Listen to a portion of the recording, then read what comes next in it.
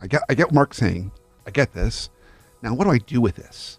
And maybe this good starting place might be where you just left off. What's the story that you're telling yourself? Yeah, we often say you want an up until now story. And it sounds something like, up until now, I've been the sort of person who blank, and I'm trying to become the sort of person who blank. And it can be who's relied on responsibility, but I'm trying to be more easygoing.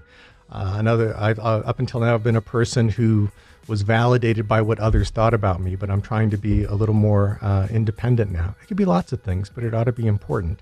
And it ought to be a story that hones in on those moments when you feel a compulsion that is not always helpful to you. And what you're trying to say is you're trying to reshape your relationship to that. You got to have a place you're trying to go to make those experiments. But, definitely what you want to do is think about, why do you do these things that you know you shouldn't? Because there's a reason, and it probably has to do with something valuable you're trying to protect. What would action that was different look like? Can you notice the moments when you do this thing you do and decide to do something else? And can you get data to try to help you reshape your story? Now, over time, there's lots of proof that can work. I heard on the radio this story about a woman who was in a terrible motorcycle accident.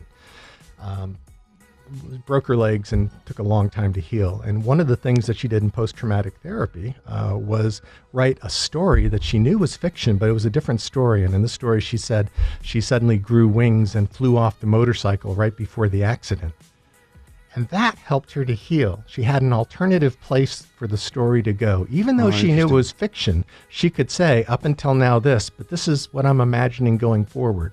And it was a conscious act of will to say, I know this story isn't true, but it is a story that is useful for me, and I'm going to live in it in a way that actually did affect my mind and the way that, I experienced the trauma, or in this case, didn't.